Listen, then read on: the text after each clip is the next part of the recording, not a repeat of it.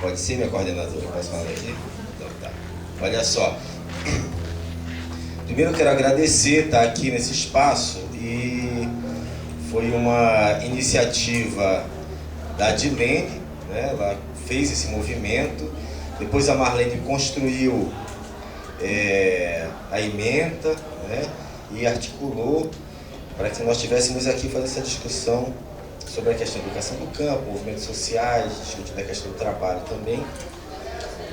Como a Adilene falou, a Marlene foi minha orientadora no doutorado, na URGS. Conheci a Marlene através de um e-mail, que na URGS a gente tinha que ter uma pessoa previamente assinando o projeto para orientação. Eu não conhecia ninguém na URGS, mandei um e-mail para a Marlene, para outra professora. A Marlene respondeu o e-mail e a partir daí nós nos conhecemos, e depois no evento que teve aqui, nessa Universidade do NET também, eu conheci a Marlene pessoalmente. Após isso fiz as provas, fiz a seleção e comecei a fazer o doutorado. Isso para ressaltar essa pessoa que é a Marlene, uma pessoa que agrega as pessoas, que é carinhosa, afetiva, né? A Adilene foi minha colega do movimento estudantil quando nós estudávamos pedagogia. Depois nos reencontramos, depois de alguns anos aqui. E o Antônio Júlio me aceitou no pós-doutorado, né? Quando eu fiz aqui na UFMG. Só rapidamente para ressaltar esses pontos que eu acho que são importantes. Eu iniciaria chamando a atenção o tema que eu vou tentar tratar aqui, que eu estou pesquisando e procurando fazer algumas discussões de respeito à questão da juventude. Por que a juventude? Já há alguns anos que eu trabalho com jovens, né? Desde quando eu estava em Belém, eu sou paraense, e quando eu estava em Belém eu iniciei os meus estudos lá na pedagogia, eu trabalhei em projetos com criança e adolescente que viviam em situação de risco. Então eu trabalhava com um grupo de jovens vendedores que vendiam coisas no Ver o Peso, lá em Belém, e a gente discutia com os jovens forma de organização, né? E como que eles podiam estar trabalhando. A gente fazia atividades pedagógicas com eles. Depois, quando eu saí de Belém e fui para o Rio, eu continuei trabalhando com os jovens em situação de risco, mas já na rua. Então, eu acompanhei vários grupos de jovens na rua, no município do Rio de Janeiro. Trabalhei em várias ONGs, organizações não governamentais. E essas ONGs foi que me chamaram a atenção para a minha pesquisa no doutorado. Porque eu vinha de uma tradição onde nas ONGs a gente tinha, para se trabalhar nas ONGs, tinha que ser militante político, fundamentalmente. E quando eu cheguei no Rio, eu comecei a perceber que para trabalhar em ONG tinha que ter uma série de conhecimentos e não mais a militância política era o primordial. E a partir disso, então, eu fiquei curioso para saber por que isso estava acontecendo e comecei a ler algumas coisas. E curiosamente, quando eu fui numa organização no IBASE devolver umas fitas de vídeo, de vídeo que eu tinha usado com os jovens, ao pagar as fitas, a moça não tinha dinheiro para me dar de troco, ela me deu de troco um livro. E eu peguei o livro, levei para casa e comecei a ler. E nesse livro tinham vários artigos de um evento que discutiam a questão das ONGs. E aí então comecei olha só que tem coisa que eu queria pesquisar, né? E isso me chamou a atenção para aprofundar. Então esse foi o meu projeto de doutorado, que resultou numa publicação de um livro pelas Ideias e Letras, e tem uma outra publicação que foi feita com o apoio da FAPEMIG. Tem até uns livros lá no carro que eu esqueci de trazer. A partir disso, então, desse trabalho com os jovens, eu comecei a produzir algumas questões discutindo a questão da juventude, mas dessa juventude que estava na rua. E aí, há alguns meses atrás, eu comecei a recuperar essa discussão de juventude, mas procurando compreender essa juventude e entrando na discussão dos jovens que estão no campo. E aí eu tento recuperar um pouco como que a juventude urbana se coloca, do ponto de vista de que são cada vez mais marginalizados, excluídos, o acesso deles é um acesso precário, apesar da discussão de que os jovens hoje têm mais acesso que os de antes, né? Na verdade, eles podem ter mais acesso. E ainda assim, o acesso que eles têm, o que eu percebo é que são acessos ainda precários, que são acessos, em alguns aspectos, não se dá a condição de uma formação para esse jovem que seja mais complexa, mais ampla, no sentido de que eles podem ter um acesso crítico às informações e de que eles possam dali extrair coisas que possam fortalecê-los enquanto jovens. Então, do ponto de vista dessa juventude urbana, eu recupero um pouco a discussão dos jovens, de como é que eles vêm sendo tratados historicamente, principalmente por esses órgãos de controle, como era o Serviço de Atendimento ao Menor, o SAM, a FUNABEM, que depois virou CBIA, né? E aí, quer dizer, trocaram os nomes, mas na verdade a prática pedagógica foi a mesma.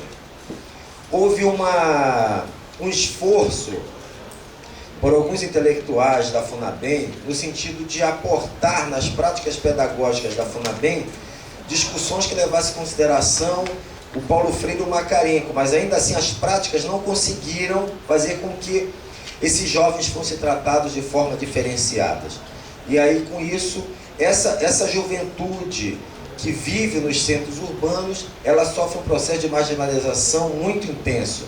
Principalmente os jovens que estão na periferia e, obviamente, majoritariamente são negros.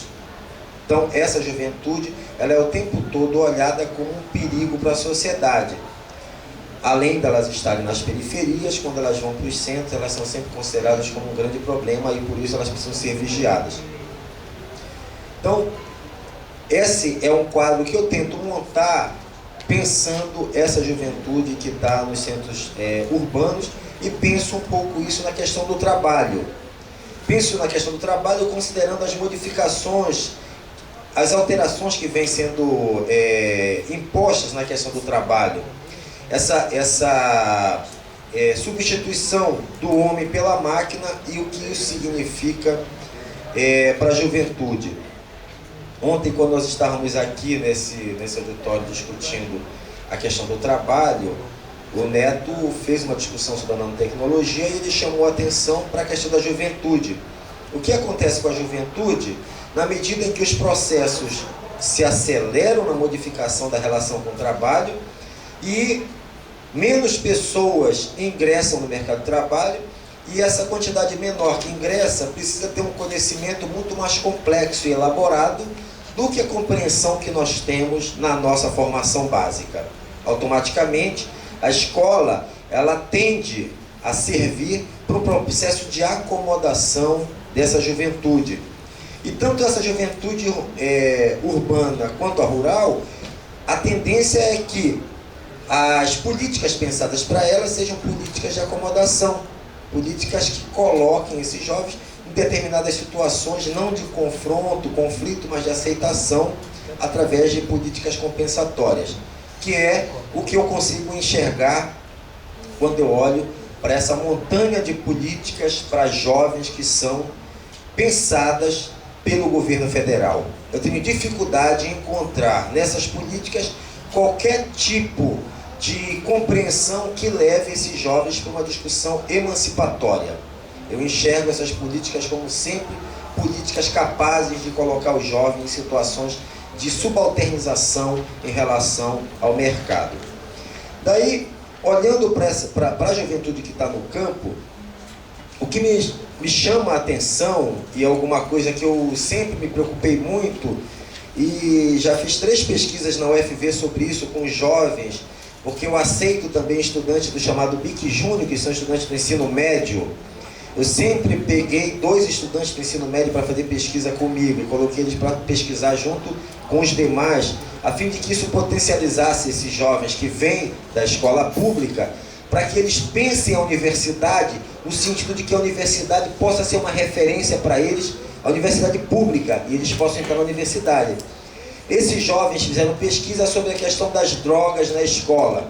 Nós fizemos então a primeira pesquisa sobre qual é o nível de conhecimento desses jovens sobre drogas nas escolas estaduais que tem em Viçosa. Depois nós fizemos uma pesquisa sobre o nível de compreensão dos jovens das escolas privadas, sobre a compreensão e ampliamos algumas coisas que nós percebemos que faltava na pesquisa anterior. E depois nós tentamos fazer um dado comparativo entre esses dois resultados.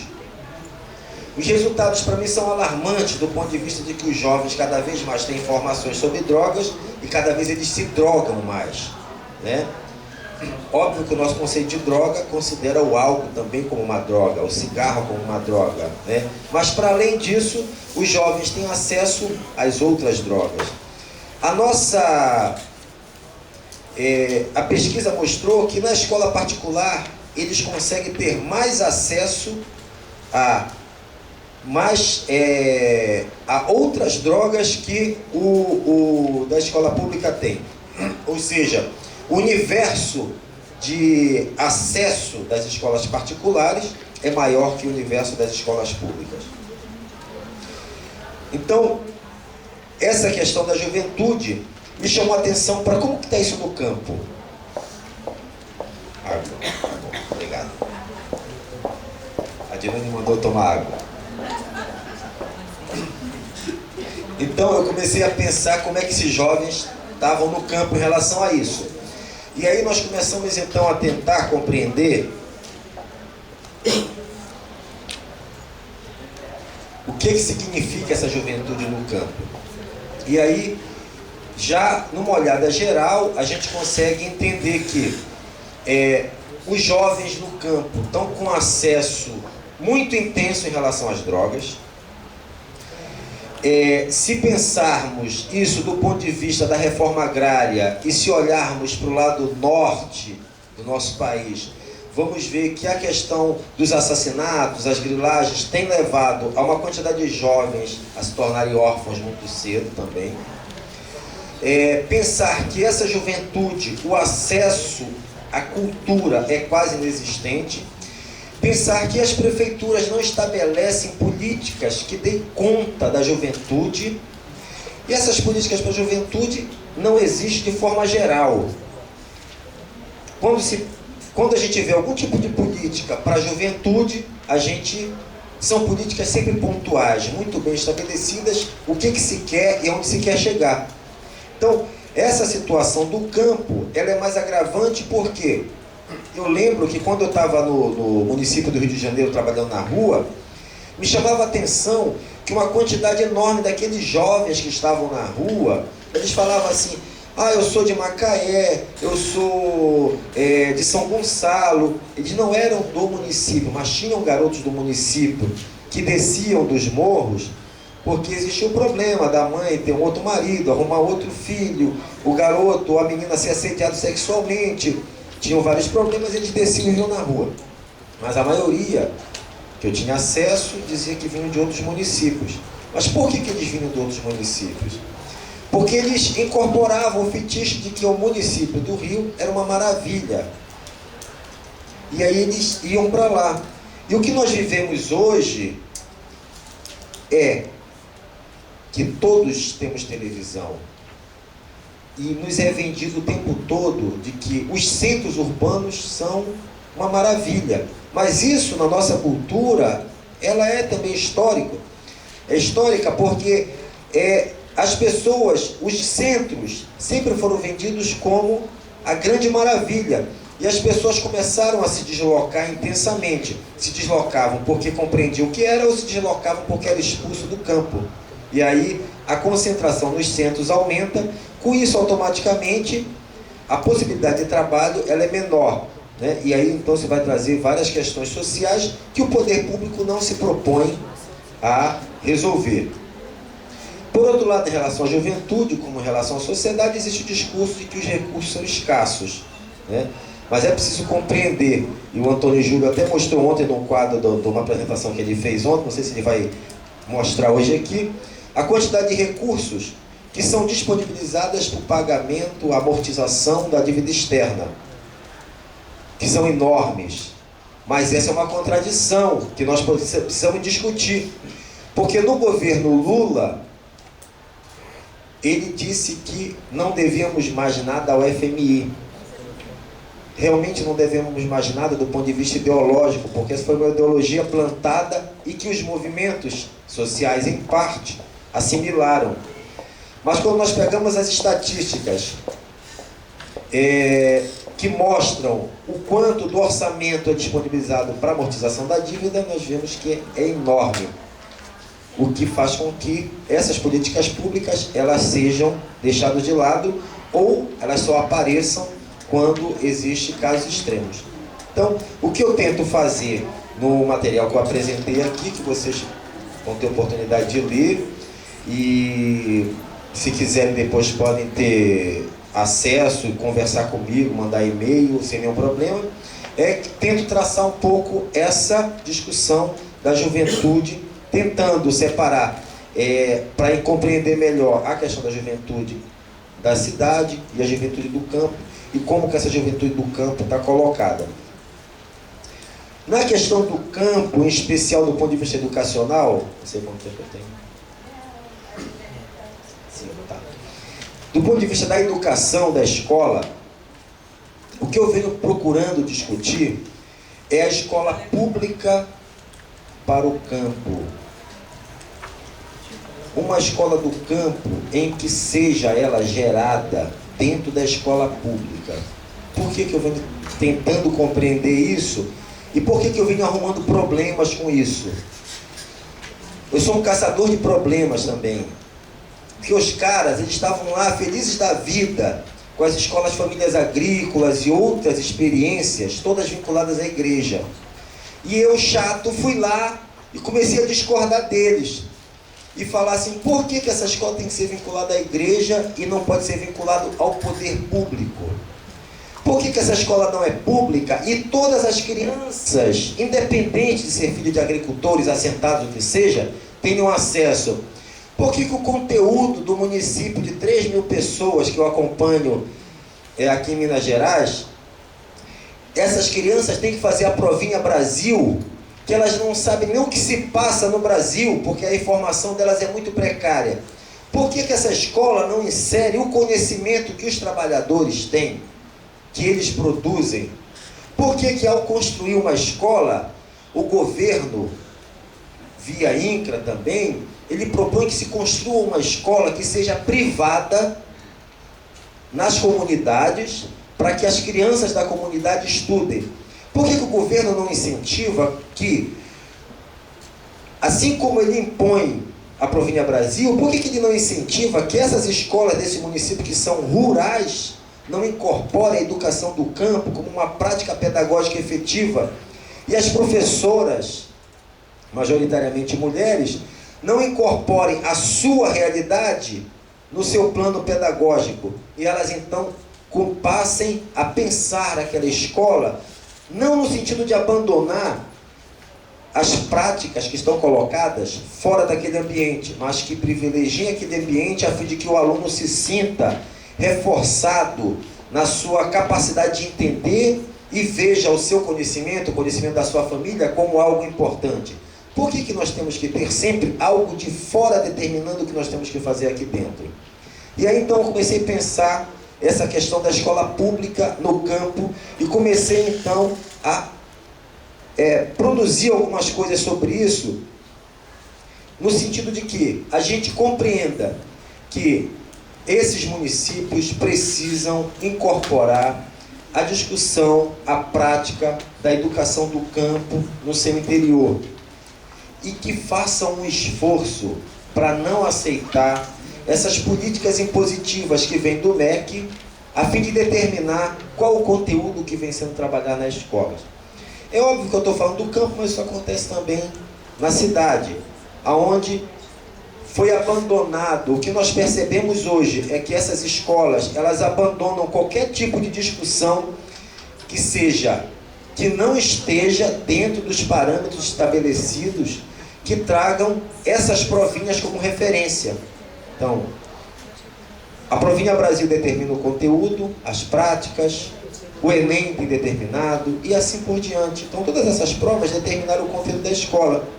Então as professoras hoje, elas têm pouca preocupação em buscar conteúdos diferenciados para trabalhar na escola. A preocupação delas é dar conta daquele manual que veio do MEC.